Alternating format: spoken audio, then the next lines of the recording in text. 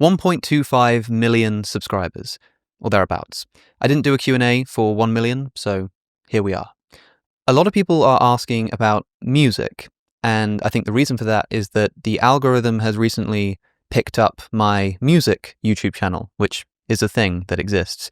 I think this is because I was recently on Jubilee debating 25 Christians, and it did really well. It got 4.5 million views in just over a week or something. And I think a lot of people are searching me up as a result of that. And one effect has been that my music channel has been unearthed. I would like to make more music. It's been years since I uploaded to that channel, and I have been planning on doing something since, but I always thought if I were to put out more music, I'd want to do it properly. The stuff on that channel is like recorded in a bedroom. It's sort of live performances. I'd want to do something in a studio, but I'm not very savvy when it comes to musical production. And so I've kind of been putting it off for that reason, but it's been long enough now that I think I just need to bite the bullet and record it somehow, even if it's just in my bedroom. So watch this space, or watch that space. I'll leave a link in the description. It's Alex O'Connor Music. Subscribe and leave a comment if you want to see more, and we'll see what happens. Hello, it's me from the future. Since recording this Q&A, due to the renewed interest in the music stuff, I started a Spotify page. I don't know if it's actually going to be ready by the time this video goes out, but it will be soon after if not. So as soon as that link is ready, it will be in the description. If you were to meet one philosopher from history in your podcast for an hour or have a debate, anyone from all of history, which one and why?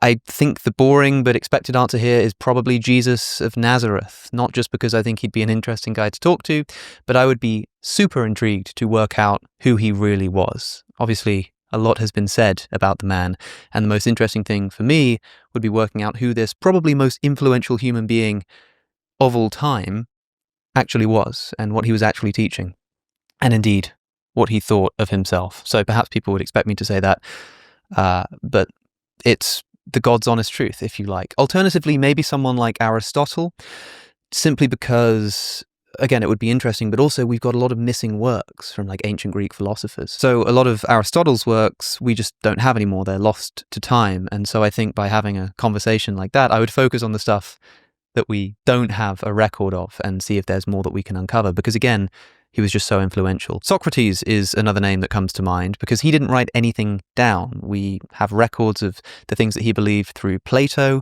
but it's not always clear if Plato is accurately recording a historical viewpoint that he held or if he's just using him as a character.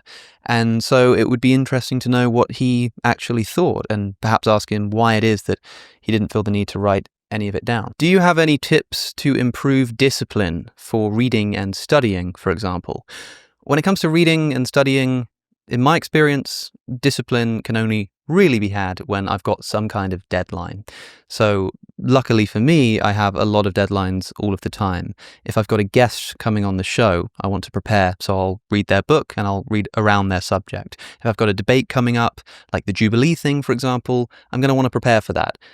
If you're a student, then you might have exams coming up, you might have a dissertation to be working on. That's going to motivate you to some degree to study. And so in my experience, if I don't have such a deadline, I do find it very difficult to stay disciplined. But then in a way, what we're really talking about there is motivation. You've got a motivation to study, which isn't the same thing as discipline, because discipline means doing this thing that you have to do even when you're not motivated. If you just do it because you're motivated, that's not actually what discipline is at all. So if you're asking how you can just actually read more and study more and do it effectively, I think creating some kind of deadline for yourself.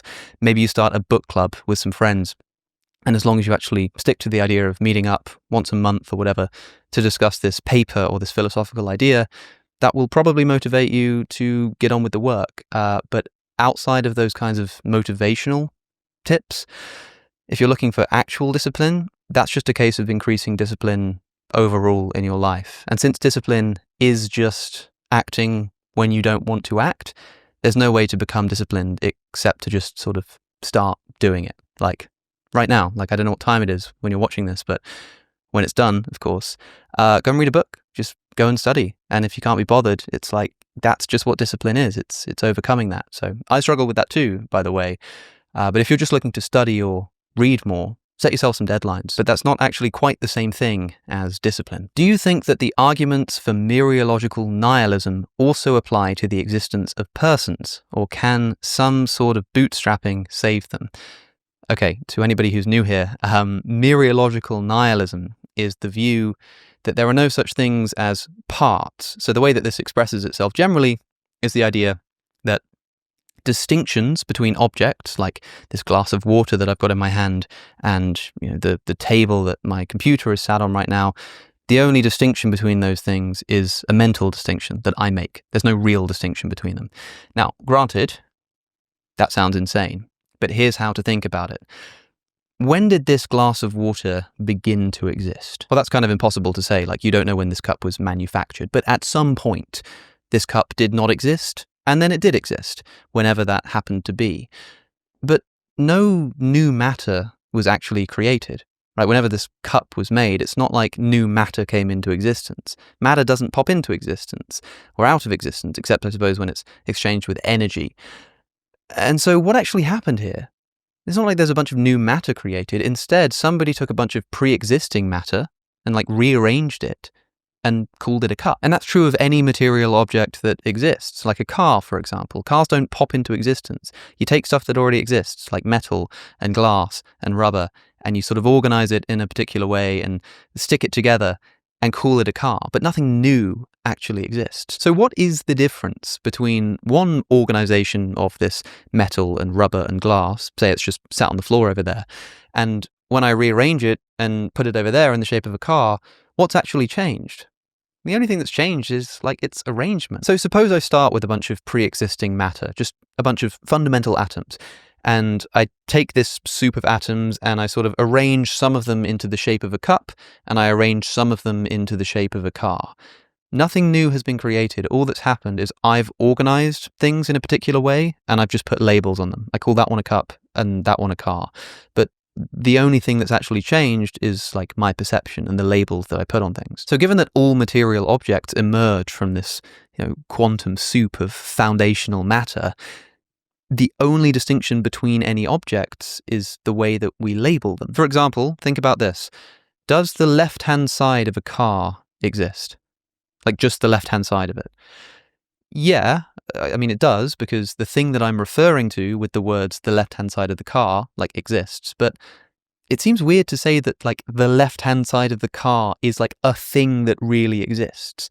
The words that I'm using there refer to, a part of the car, but it's kind of arbitrary. I can talk about the front or the back, and the only thing which determines how many parts there are of this car is kind of how I'm divvying it up, how I'm labeling it. And so in the same way that the left-hand side of the car kind of only exists as a concept that I put onto the car itself kind of only exists as a concept that I put on to the atoms and matter that it's made out of. I've talked about this quite a lot before, and I'm probably not doing a very good job of explaining it here. I'll try to remember to put a link in the description to a previous time that I've spoken about it. But the long and short of it is this. There is no real distinction between objects. There are only mental distinctions. So the questioner here is asking whether this line of thinking also applies to persons, to people. Now, this to me is incredibly interesting because despite everything I've just said about atoms and arrangements, it does seem to me that people really are distinct. It seems like my mind is distinct from your mind. I have thoughts that you don't have access to. You have thoughts that I don't have access to. So if Mereological nihilism is true, but it's also true that our minds are actually distinct, then we can run a really interesting argument, which I think comes from Peter van Inwagen. Premise 1, there are no real distinctions between material objects. Premise 2, minds are really distinct. Conclusion, minds are not material. So from Mereological nihilism, we end up with this quite interesting argument for the immateriality of the mind. Now, of course, this relies on the idea that minds are truly distinct, and there's not really much of a way to prove that except for just intuition. It seems like, well, I can have thoughts that you don't have access to, you can have thoughts that I don't have access to, like I already said. But there might be some counterexamples to this. For example, a friend of mine recently pointed out to me that the version of my brain while it's sleeping and dreaming generally doesn't have access to my waking brain. It doesn't know that it's asleep.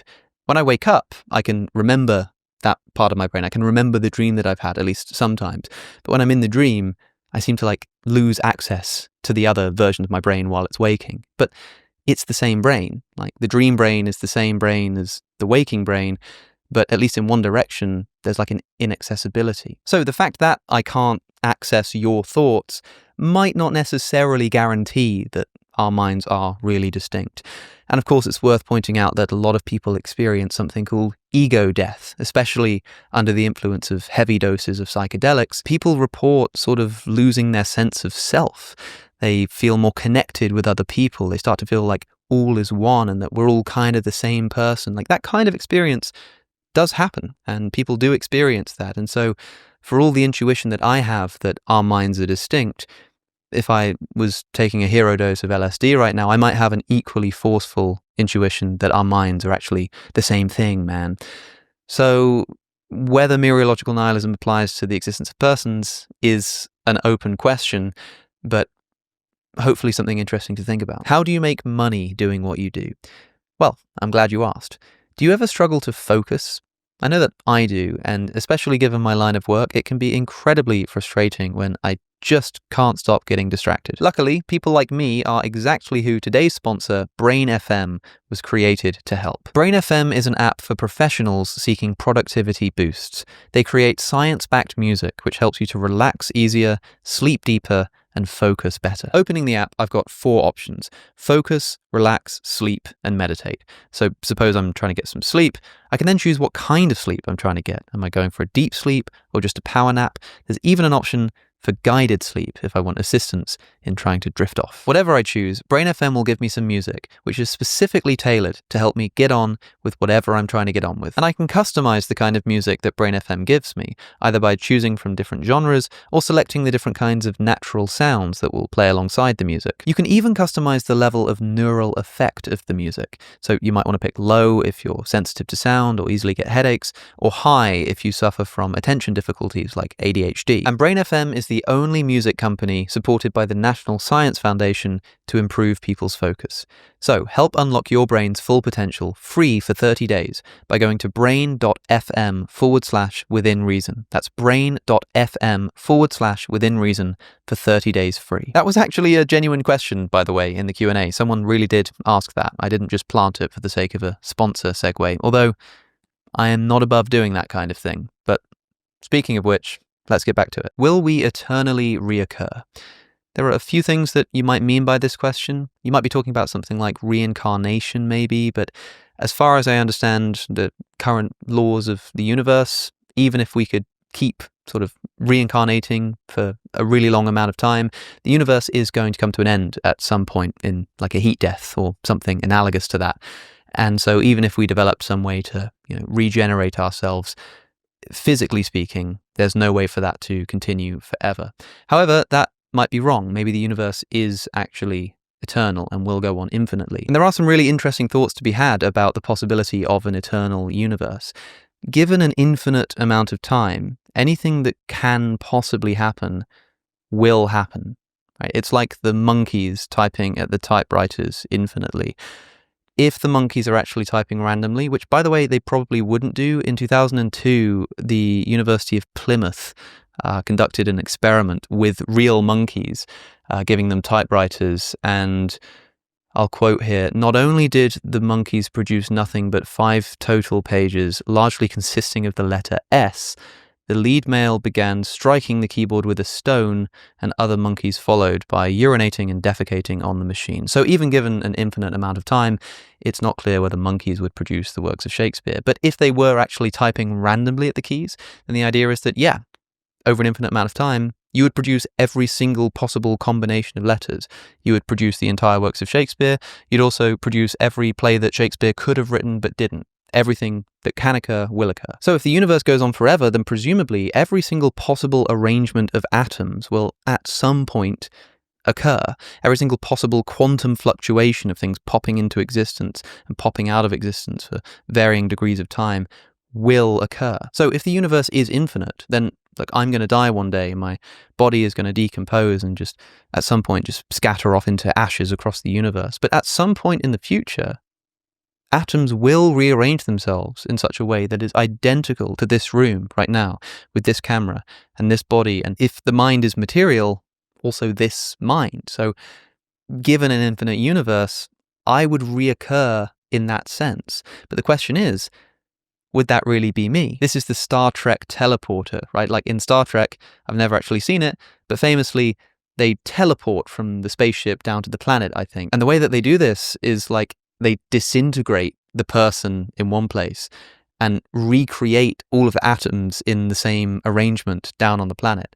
So it's not like the person actually travels down there. It's like the atoms are destroyed and then rearranged down there. And the question for the philosopher is that really the same person? Or is it just a kind of duplicate clone of that person that has all of the memories implanted but isn't really the same person? And the same question would arise here. So ask yourself, if you're scared of death, if you don't like the fact that you're going to die one day, then if it were the case, if you discovered that the universe is infinite, and at some point in the future, there will be a random arrangement of atoms that arranges itself in such a way that an exact copy of you, as you are right now, will be reproduced with all of your memories, all of your experiences, all of everything. Everything's the same. Does that console you? Do you think that that will be you? Do you think that will be the same person? If the answer is yes, then eternal reoccurrence is possible. If the universe is infinite, in fact, it's guaranteed, because, again, over an infinite amount of time, this rearrangement of atoms spontaneously into the clone version of you right now would not just happen as a guarantee, but would happen an infinite number of times. So yes, you would eternally reoccur with great big chasms of time in between, unfathomable chasms of time in between. But if the universe is finite, then the answer is no. By the way, in my existential crisis iceberg video, I talked about the concept of a Boltzmann brain, named after the theoretical physicist Ludwig Boltzmann, who came up with this thought that if you have this infinite universe of atoms spontaneously arranging themselves in particular ways and then disintegrating into randomness again, and this happening infinitely, then one of the things that would spontaneously pop into existence would be brains. So in an infinite universe, sometimes atoms will arrange themselves into stars and then planets, and then evolution gets kicked off, and then human brains evolve, and you end up with people like you and me. But sometimes, and actually far more frequently because it's far more simple, brains just spontaneously pop into existence with a bunch of false memories. And they think that they've existed for years and years and years because the atoms are arranged such as to give them those false memories and false perceptions, but they're actually just a brain floating spontaneously in space. And 5 seconds later, they're going to disappear from existence. Boltzmann points out that if the universe is infinite, you are far more likely to be one of these Boltzmann brains, because there are just so many more of them that pop into existence, than you are to be a real human being whose memories are actually real and is actually experiencing a real world around them. So chances are what you think is your life right now, watching this video with a whole history behind you, is actually just a chimera that's been produced in the last few seconds, and any moment now is about to pop out of existence again. Did you ever get an apology or have further discourse with Peter Hitchens? No, and I don't expect an apology anytime soon. I mean, look, maybe I'm not owed one. I might have asked boring, repetitive questions and annoyed him, but I do think that reaction was a little bit over the top when he stormed out of my podcast. You're obsessed with drugs. But no, he still very much thinks he's correct and was right to storm out in such a way. He still occasionally tweets about it. Like even now, I sometimes get a notification that he's responding to some random person on Twitter about it. He also, you may have heard in the UK recently, there were some young girls who were stabbed in Southport. It was a horrible, horrible event. And Peter Hitchens recently wrote an article hypothesizing what the cause might have been for this killer's state of mind when he committed these gruesome murders. Can you guess what it is? Cannabis. We don't know that this attacker smoked cannabis. There's no record or indication that he used cannabis at any point. but Peter Hitchens just points out that he seemed to have started having mental health issues around the age that people are generally introduced to marijuana, and so hypothesized that, yeah, this is all about drugs. So I don't know, man. Who's really obsessed with drugs here? Do you have a favorite skateboarder/skate video? My favorite skateboarder has always been Rodney Mullen, which is a bit of an obvious example. He's the guy that invented the kickflip. He's well known as just being this legend of the sport. But the reason why he's my personal favorite, I can show you actually. Okay, so this is my actual real life skateboard, and on the nose, I don't know if that will focus. That is Rodney Mullen's signature, because I met him. He was doing some kind of, or he was with some kind of tour that came to Oxford, and Oxford has a not too bad skate park actually. And Rodney Mullen was there, and I remember like getting a text from a friend who was like, "Dude, like Rodney Mullen's here. You've got to come to the skate park." If you don't know anything about skateboarding, like I say, this guy literally invented the kickflip. Like he's a legend.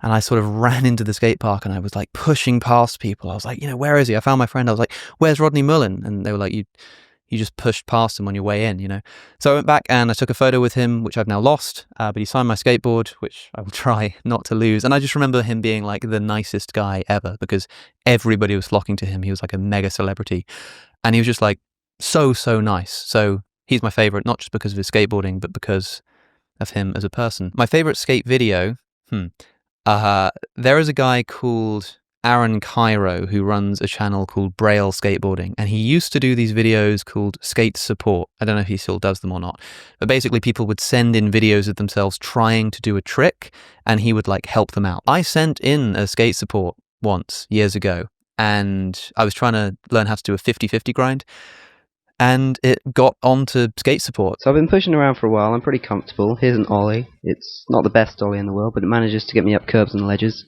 and I'm pretty comfortable with them. I can get them every time, no big deal. I've also got a shove it and a 180. They're tricks I've been doing for a while. I've almost got my kick flips and heel flips down. I'm pretty comfortable just doing flat ground stuff, so I figured I might as well move on to the grinds. And he made a response, and he said that it was the best skate support he'd ever received. Awesome. So first off, I want to start by saying this is definitely by far the best skate support anybody has ever sent in to me. And so as far as skateboarding videos go, that was probably it. I was pretty excited at the time. Should any book ever be banned? It's easy to say politically, like, no, we shouldn't ban books. People should be able to read whatever they like. But if we're going to be philosophers, who are at base, of course, pedants, then we have to point out that there are, of course, some books that we would ban. For example, if somebody published the nuclear codes in a book and was selling it on Amazon, that would get banned, and probably rightfully so. Also, trivially, copyright infringements. If I copy out The Chamber of Secrets, the second Harry Potter novel, and I just started selling it on my website, I would get fined, maybe thrown in prison, I don't know. But yeah, it would get taken down. I wouldn't be allowed to do it. And the question is, like, is this an infringement of free speech? Most people intuitively say, no, like free speech doesn't cover copyright infringement. But the question is, like, why? Because of intellectual property? It's kind of a dubious concept, really. It's quite difficult to pin down exactly what it is that somebody owns in intellectual property. That comes up all the time in cases of music plagiarism, where it seems like someone's been pretty influenced by another song, but it's not entirely clear what the original musician actually owned. But okay, whether it exists or not, why can't I do that? Like, why is it illegal for me to take somebody else's intellectual property and sell it online? Well, broadly speaking, it's because it kind of like harms them, it means that they're making less money because I'm giving away something for free that people should be paying them for. But what are we saying there? Are we saying that there's like a particular series of words that if I write out, it's going to harm somebody else? And not physically, of course, not like with violence, but in some other sense? I don't know, it starts to sound a little bit like the arguments that people make as to why we should ban other kinds of speech. Well, if you say this particular thing, it's going to, non-physically, but it will harm another person. So that's one thing to think about. You might think that I'm talking nonsense here, but I spoke in more detail about this on my podcast a couple of years ago with Konstantin Kisin. So if you want to watch us unpack that particular conversation, then you can go and watch that. But another thing to think about is pornography. A lot of people think that pornography should be banned for various reasons. Some people see that as an infringement of freedom of speech.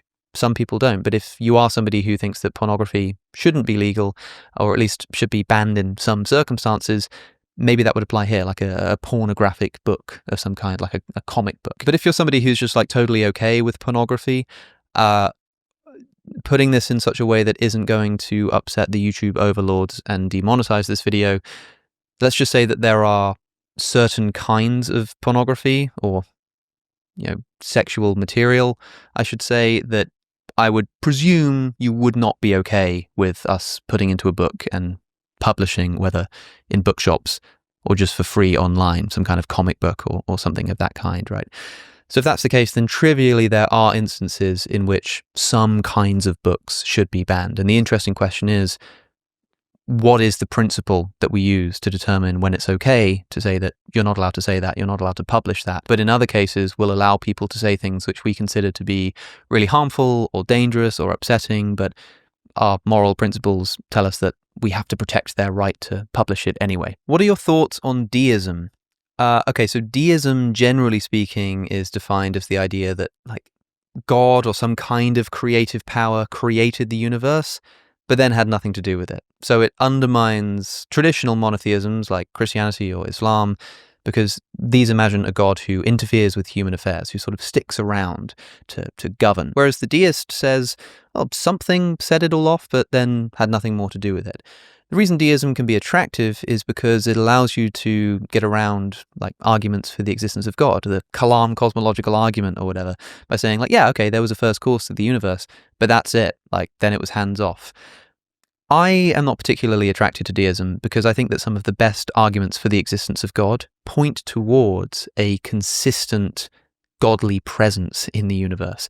Take the contingency argument, for example. Without going into too much detail, the idea is that God is necessary to hold everything in place, like right now, right? Like the reason why the laws of physics are constantly staying in place and things aren't just sort of flying apart is because there's some sort of foundational cause, not a temporal cause in the sense of it coming before something else, but in the sense of it being foundational, holding it all together like the glue of the universe.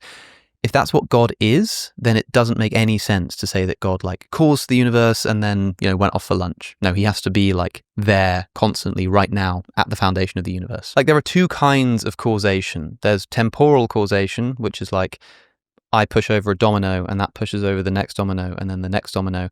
And that goes on throughout time, right? And that means that once that first domino is knocked over and the chain is in motion, I can take that first domino that fell over and I can throw it away. I can chuck it in the bin, and that chain of dominoes is going to keep falling over, right? Because I've already set it in motion. I can get rid of that first cause.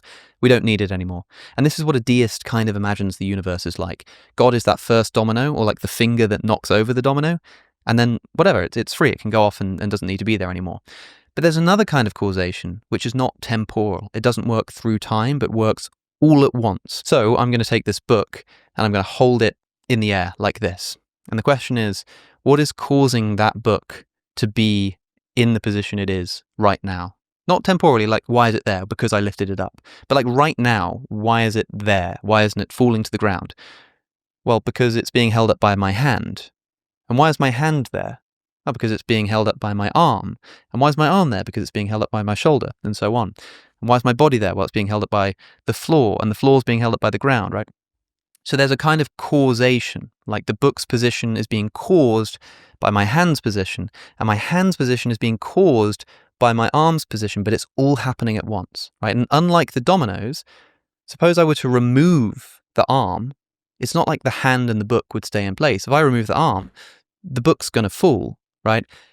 And so it's not the kind of causation that can be set in motion and then the first cause just disappears. So this kind of causation, this hierarchical causation, as it's called, as opposed to temporal causation, if we push that question all the way back, like remember the book being held in place by my hand, by my arm, by my shoulder, by my body, by the floor, by the ground, by the earth. What's holding the earth in place? Well, like gravity is, but what's holding gravity in place? Like what's kind of making gravity consistently have the same kind of force? The contingency argument sort of keeps going down and lands on this first foundational cause of God. But in the domino case, the temporal case, God can push over the dominoes, go away, and the chain of causation keeps happening. In the case of hierarchical causation, if God is like the foundational cause that's holding everything in place right now, he can't just like go away because everything else would fall from on top of him, right? He's literally the foundation. And so because I think that as far as arguments for the existence of God go, like the contingency argument is a pretty good one, that wouldn't support this view of deism. And so I'm not particularly attracted to that philosophy. Debate with Trent Horn when? I already debated Trent Horn a number of years ago on Pints with Aquinas. We talked about the contingency argument, actually, I think. So if you want to see a deeper dive on that, then again, I'll try to remember to leave a link in the description. But that was a long time ago, so perhaps we're due another one. I don't know. What is the most valuable thing? More specifically, what object or concept should be regarded as most important in society and or day-to-day life? Time, money, pleasure, knowledge? Love, man.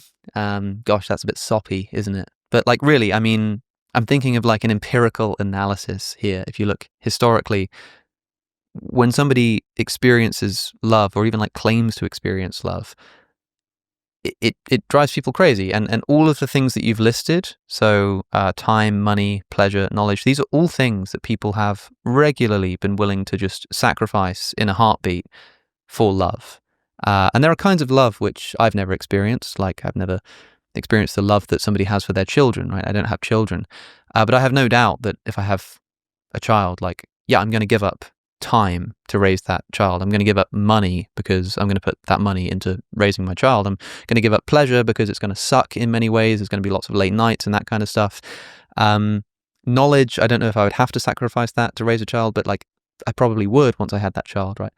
And so just looking at how easily people have given up basically anything else ever for love when they experience true love, it seems to be the thing that's most valuable. Hi, Alex. If you could live any number of years without being able to die, but you had to choose today, how many years would you choose? You cannot end your life early.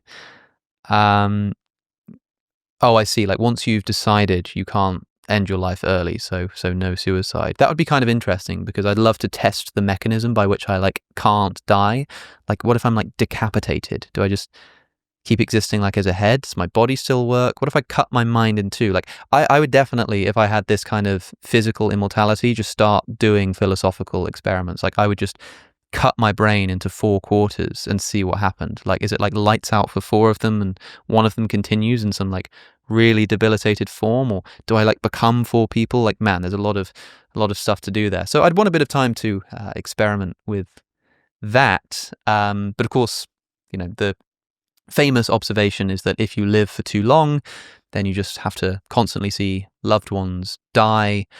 Of course, we have to see loved ones die no matter how long we live. Well, not no matter how long we live, but if we live, you know, average human lifespan, people you love are going to die, and you would have to experience more of that. But if you're not living forever, I'm not sure how much that would outweigh the desire to extend my life at least a little bit. I'm inclined to extend my life quite far for the following reason.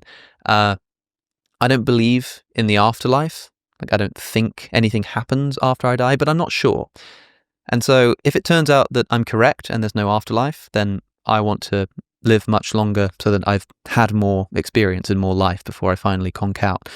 If I'm wrong and there is an afterlife, then I want to give myself as long as possible to become convinced of that, especially if the afterlife exists in such a way that I have to like accept the truth of a particular religion in order to access it. I'd want to give myself more time to be convinced of that. So whether it's true or false, there's a benefit to extending my life for a fair amount. But I think, I'm not sure I could do more than like 500 or 600 or something like that. I mean, even that would be probably pushing it. How long did Adam, like from Genesis, live? Was it about 900 years or so? Maybe I'd pick that. Yeah, 930 years. That's when Adam died. And if it's good enough for him, it's good enough for me. What are your thoughts on the ethics of separating the art from the artist? For example, in light of Kanye West's behavior as of late, is it wrong for me to listen to his music? I personally think that it's really important to separate the art from the artist. Like, I think that you can really, really dislike one of those things, but still indulge in the other one. Like, I really don't like Kanye West's music. I think it's terrible. But his views... Wait, how optimistic are you that the UK will finally leave the monarchy behind? Do you imagine William and George will both become kings? William, yes. George, honestly, probably, but maybe not. This is just going to depend on whether it becomes a national conversation. Like, I think that if the question of monarchy were put before the British people in a similar way to like Brexit, where it was like all anyone was talking about for a period of time and there were debates on TV and stuff, I don't really see the monarchy surviving. I do think that with the growth of like nationalist fervour that we're seeing in the UK, there might be a pretty successful monarchist campaign, but I don't think a lot of that nationalist sentiment is actually tied up in like monarchy anymore. When Nigel Farage sings the national anthem and says "God Save the King," like I'm not sure like quite how crucial monarchy in particular is actually to that kind of political movement. So I don't really see anybody making a very good defense for the monarchy in that context. The problem is that I don't see that question being thrust onto the British people like that, because no one really cares. Like, they're not really good enough to stay if tested in that way, but they're not bad enough for it to be felt necessary for that question to be put before the British public. So it just depends when it becomes an issue felt worth discussing. But as soon as that happens, I think it's on its way out. What's the coolest skateboarding trick that you know? If you mean I know as in I can do the trick, I once kind of landed a varial kickflip. So it would have to be that. Best Oxford pub. I visited every pub in Oxford in one day on a 37 or so pub crawl, in part to try to determine what was the best pub, what was the worst pub. My favourite pubs include the Eagle and Child, mostly for sentimental reasons. It's where C.S. Lewis and Tolkien used to meet up and host the Inkling meetings and stuff. Unfortunately, that pub has shut down. It's unclear whether it's going to reopen or not, so you can't go there right now. But just across the road is the Lamb and Flag pub, which they also went to, and is sort of connected to that in the same way. But I kind of just don't think it's quite as good of a pub. It's still a really good pub, so that's definitely up there. Just up the road from that is a pub called the Royal Oak, which again has a lot of sentimental value to me, because when I was at uni, I co-founded the Oxford Socratic Society, which is, because it still exists, a debate society that meets every Friday to debate some kind of philosophical issue. And we used to do that at Wycliffe Hall, which is a college up in the north of Oxford. And so afterwards, every Friday, we'd go down to the Royal Oak, and that's where we'd continue those discussions. So a lot of really intense and important and formative conversations in my life happened in the Royal Oak. But my favourite pub of all is probably the Half Moon. It's one of the only pubs in Oxford that's open till 2 a.m, which is a rarity in that city. It's Irish. It's kind of small, it's a little bit grim, but in a very beautiful kind of way. It often has live music, sort of folk music, people with guitars and fiddles and stuff. And it's just a really, really nice vibe. So yeah, catch me at 1:30 in the Half Moon if I'm in Oxford of a night. As you have become a larger player in the philosophy YouTube space and the philosophy world as a whole, is there anyone you have met that you felt starstruck by? Well, thank you for the implication. Yeah, I've been really lucky with a lot of the people that I've gotten to either meet or bring onto my show. Honestly, I don't get starstruck very much. And I think part of the reason for that is that if I've got like a big guest coming on the show, or someone that I'm going to debate or something like that, and I'm really excited about it, I'll start preparing, right? It takes a long time to prepare for a big episode like that. And so by the time it comes to actually doing it, I've kind of just normalized in my mind that it's happening. And so it's not like bumping into someone on the street and going like, oh my goodness, I can't believe it's you. So really when I get starstruck, it kind of tends to be, if it happens at all, from like less famous people. Like if there's some random YouTuber that I like used to watch when I was younger who isn't even that big, but like I used to watch a fair bit. If I like saw them at an event or saw that they followed me on Instagram or something, even though they're like sometimes maybe not even nearly as famous as some of the people that I've had on my own show, that's the kind of thing that gets me excited. I'm like, oh, no way, like that guy, you know?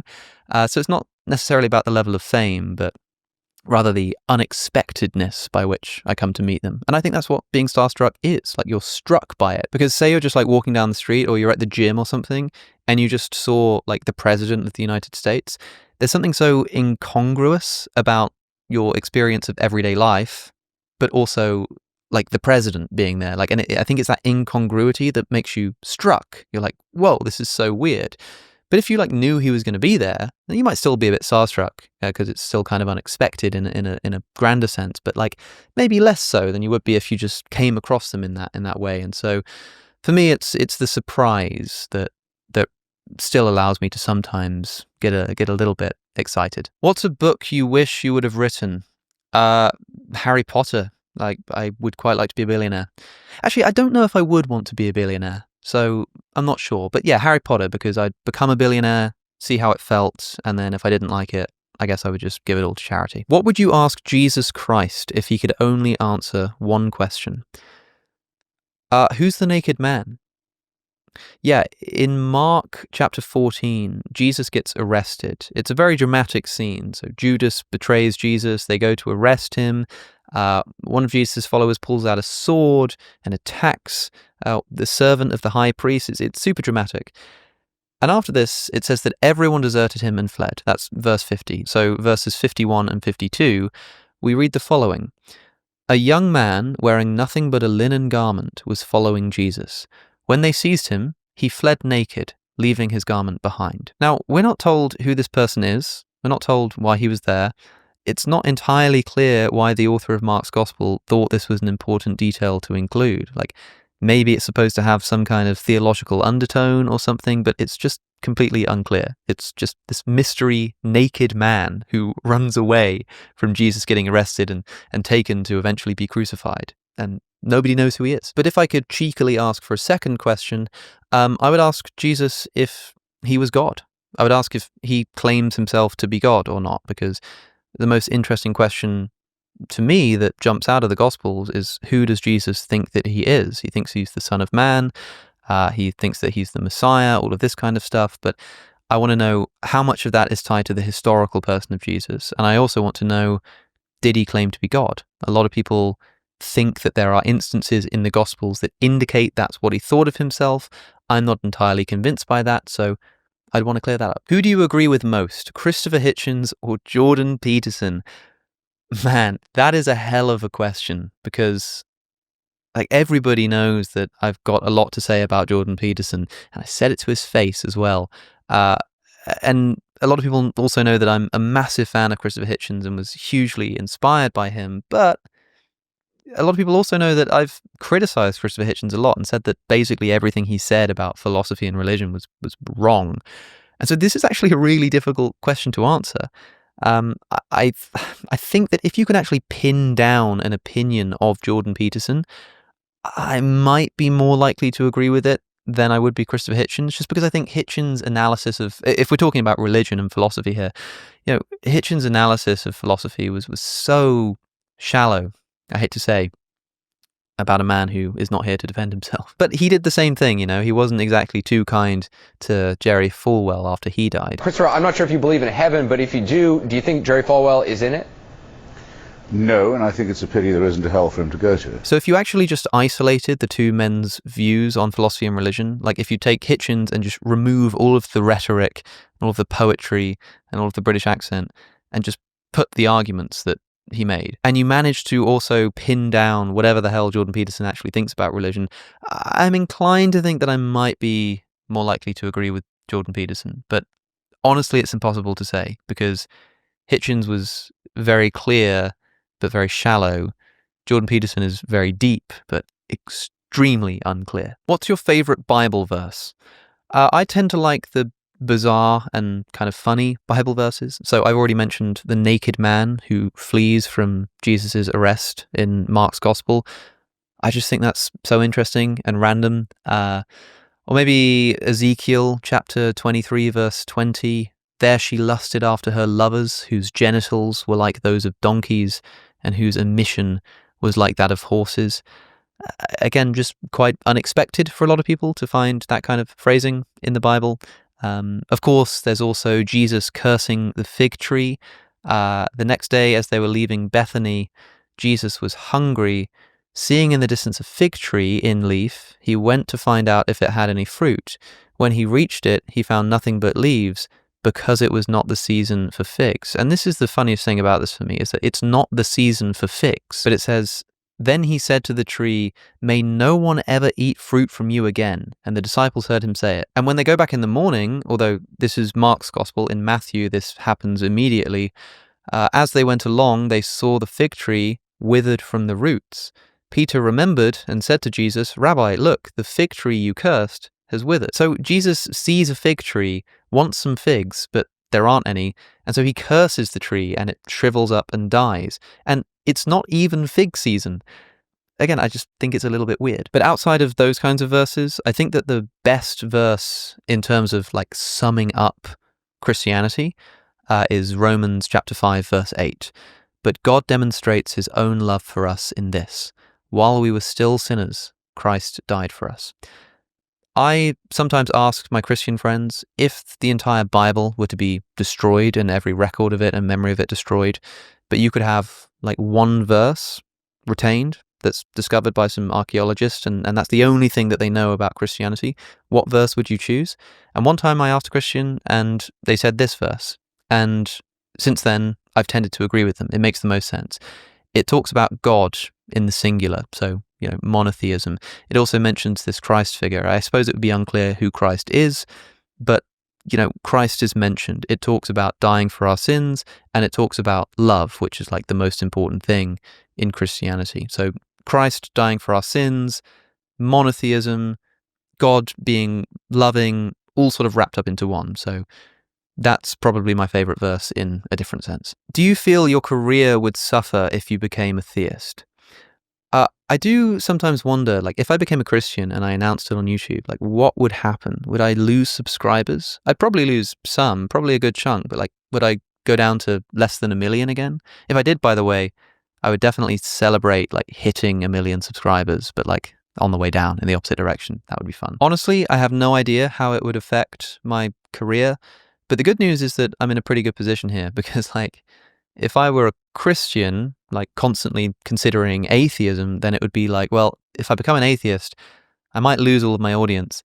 And also, like, I'd be an atheist and there's no afterlife, and that kind of sucks. Whereas for me, it's like, okay, if I became a Christian and like it ruined my career, like that would kind of suck. But I would be trading it for eternal life, or at least the belief in eternal life, which is not a bad thing to trade your career for. So I'm in a pretty good position there, and means that there is no motivation attached to this thought in terms of being motivated to remain an atheist for my career or anything like that, which is a good thing, because like my job essentially is trying to get people to convince me that Christianity is true. That's kind of what it is at this point. And I think that there being that kind of implicit motivation career-wise to remain in my current ideology would get in the way. So I'm kind of glad that it's that way around. But the other reason why I don't really consider my career in, whether or not I'd become a Christian is because I actually think that it wouldn't really suffer. Like, my audience would probably change, and the stuff that I do would change, of course, but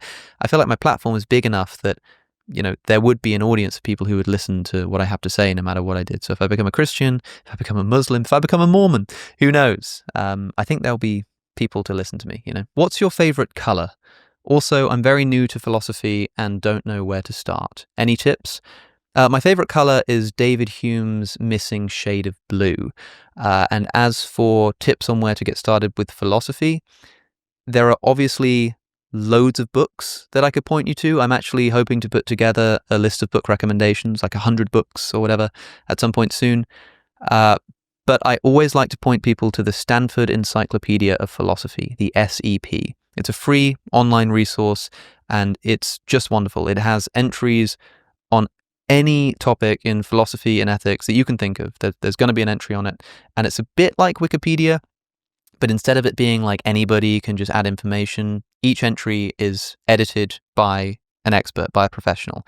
And at the bottom of every SEP entry is a bibliography, is a bunch of books that they've referenced in this article. So you've also kind of got a reading list for hyper-specific areas of philosophy too. So if you're interested in like a particular argument for the existence of God, or you want to know like who was Immanuel Kant and what was he banging on about, just look it up on the SEP, and not only will you find a wonderful article that will teach you basically everything you need to know to get started, you can also, if something captures your imagination, look at the references, find the books that are being referenced and go and read those. So it's something to read and also a book recommendation list kind of all shoved into one. How was life at sixth form for you? And which universities did you apply to? It was pretty miserable, to be honest. For those who don't know, sixth form in the UK is the last 2 years of high school before you go to university or before you take a gap year or whatever. And the first time I did sixth form, the first year, I failed. I got 3 U's. I did maths, further maths, and physics. I also took a kind of side course in critical thinking. I think I got a D in that. I honestly was spending all of my time in the school recording studio, like making music. I did not care about school. I did not care about grades. It was fully my intention to just drop out of school as soon as I was legally allowed to and either pursue like a career in music or just do something else. I didn't care. I was a real like problem student. And I actually saw some of my old teachers not too long ago. I was speaking at this school's conference. So a bunch of like secondary schools, high schools get together for philosophy and theology, and they had some speaker events, and I was one of them. 2 of my old teachers were like in the audience with their students, and I met them afterwards, and it was sort of like they sort of said, "Oh, you know, it's so great to see you. Like, it looks like you're doing so well." And they said, like, you know, the kids, you know, they ask about you because they knew that we teach you. I was like really moved by that, and I said, like, well, what do you tell them?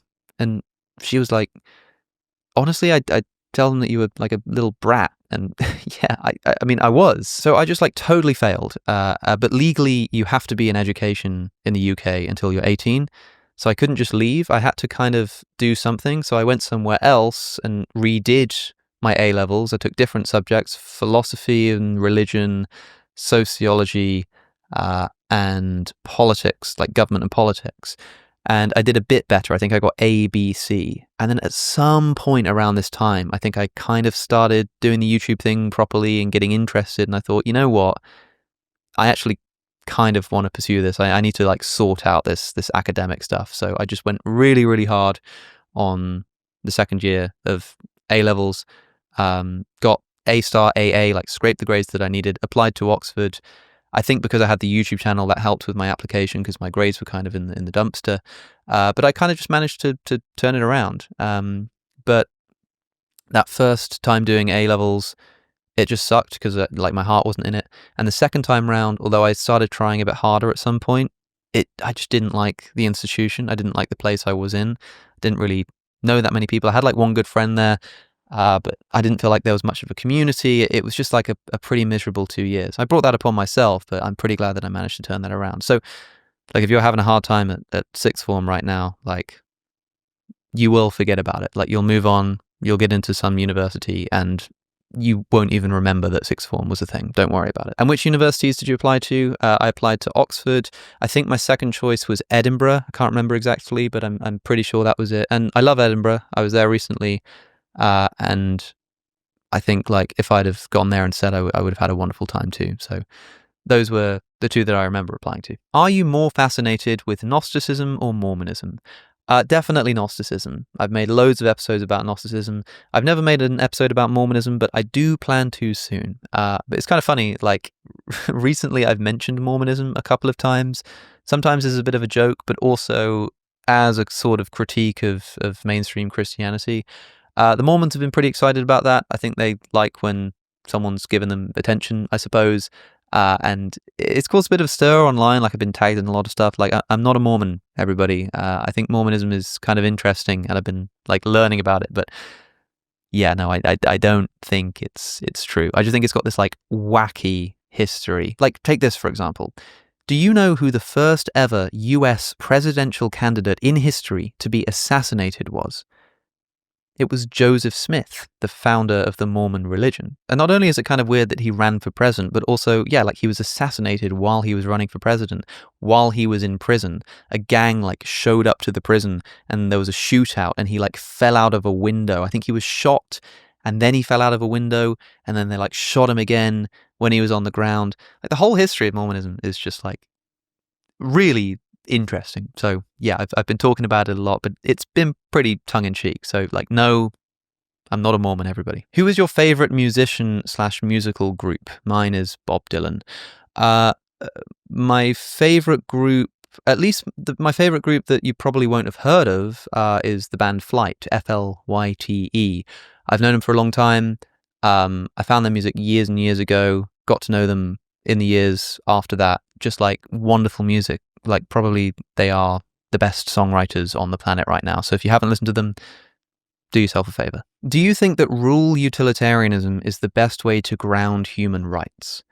Utilitarianism is the view that when faced with two potential options, say you should look at the consequences of those options and whichever one is going to maximize utility, specifically like maximizing pleasure, minimizing suffering, that's the thing that you should do. The problem is that this seems to imply that every single time you go to do anything, you need to do this hedonic calculus, as it's called, to like work out what the best course of action is. And that's pretty debilitating. And the very act of constantly analyzing consequences in this way might itself not maximize utility. So it might not be utilitarian to be a utilitarian. So stemming back to John Stuart Mill, there develops this idea called rule utilitarianism, which essentially says, okay, we're not going to analyze every single action. Instead, we're going to develop some general rules, which if we follow, will generally maximize utility. And so if you're a utilitarian, it's kind of difficult to justify human rights. This is what the whole of the 5th chapter of John Stuart Mill's Utilitarianism is dedicated to. If you think that maximizing pleasure is like the thing that you should always do, then what if maximizing pleasure seems to involve violating someone's rights? Or maybe that is just what you should do, but a lot of us feel like rights are a thing that should be protected, even if we sort of maybe agree with the utilitarian principle. So rule utilitarianism might allow us to get around this problem by saying, yeah, we are utilitarians in principle, but in practice, we need to develop rules, and these rules kind of look like human rights. Like, generally speaking, like, don't murder, like, don't abridge freedom of speech. And obviously, there are individual instances in which violating that right would maximize utility, but we've all agreed to just follow the rules because overall, that just leads to a better society. The problem with this is that even those rules will sometimes, at least conceivably, run up against counterexamples. Like, take the general rule, don't murder. For a utilitarian, they will admit that there are circumstances in which murdering would be the right thing to do, but because of all the effort in always trying to work that out, we're just going to live by the rule. But suppose it was obvious. Like, if you don't murder one person, 2 billion people are going to be infinitely tortured for the rest of time. Maybe you believe in rights, maybe you think it would still be wrong to kill that person, but the utilitarian would have to think that murdering that person is the right thing to do. There's just like no way that you can think that we should be maximizing pleasure and minimizing suffering and not think that's the right thing to do. So this rule that you've developed in the face of this counterexample would just crumble. But the thing is, not all of these counterexamples are going to be so obvious. There are going to be some gray areas. And where there is a gray area, what are you going to do? The rule utilitarian has to make a choice. They either just stick to the rule because they've decided not to bother with analyzing individual actions, in which case they might run the risk of just doing a blatantly immoral thing, according to utilitarianism, or they have to analyze those gray area cases and decide whether the rule should be applied in that instance. But if you're just looking at individual instances and deciding whether or not to apply your rule, it's not a rule anymore. You've just gone back to normal act utilitarianism based on individual actions. So a lot of people suggest that rule utilitarianism collapses into act utilitarianism. Act utilitarianism is that former version of crude utilitarianism that you just analyze each individual act and see what the right thing to do is. One way around this is to distinguish between what's called the criterion of good and the decision procedure. So the utilitarian has kind of 2 elements to their thinking. There's the element which tells us what actually makes a thing good or right. And there's another element which is like, in practice, how should we live? And so it might be that we should be act utilitarians in our criterion of the good, but rule utilitarians in our decision procedure. So the thing that actually makes something good is whether in that individual instance it maximizes utility. But our practical decision procedure as to like how best to align with that moral truth of the universe is to adopt some kind of rule utilitarianism. But even then, like even if it is just your decision procedure, there's just no way that I can see to get around these really obvious counterexamples. Like those 2 billion people who are going to be tortured for eternity if you don't murder an innocent person. Like for a utilitarian to come along and look at that and go, well, I know that in this instance, it's wrong to allow those 2 billion people to be tortured, but, I decided on practical grounds to adopt this rule, and even if in this instance, this isn't the right thing to do, I'm going to go by my rule because I think that overall it's like that just makes a mockery of what utilitarianism is all about, because this is just so obvious. So the rules of rule utilitarianism just become practically helpful until they're not, until the problem is obvious enough that the rule just disappears. And if that's how we're grounding human rights, then what kind of human rights are we talking about? Like, yeah, you have a right to life and a right to freedom of speech. But if a big enough, obvious enough counterexample comes along, I'm just going to violate that right. Those aren't really rights at all. So the questioner asked, do I believe that rule utilitarianism is the best way to ground human rights? No, it's a really bad way to ground human rights. If you think that rights are these inviolable claims that you have over other people, which is what I think rights are, that's a whole other discussion. I have dipped into it before. I can't remember where, but I'll try to remember to leave a link in the description. It might be the best way as a consequentialist, as a utilitarian, to ground human rights. But if you believe in human rights first, and that's the thing that you're trying to like defend philosophically, and you go to rule utilitarianism, I think you're going to have a problem. Anyway, I think that will do it for now. Thank you for 1.25 million subscribers. It's a cliche to say, but I genuinely just never expected the channel to be quite this big. So thank you. Stay tuned. We've got some really cool stuff coming up. I'm like so looking forward to sharing with you some of the stuff that I'm working on right now. So thank you for being here. Thanks for subscribing, and I'll see you in the next one.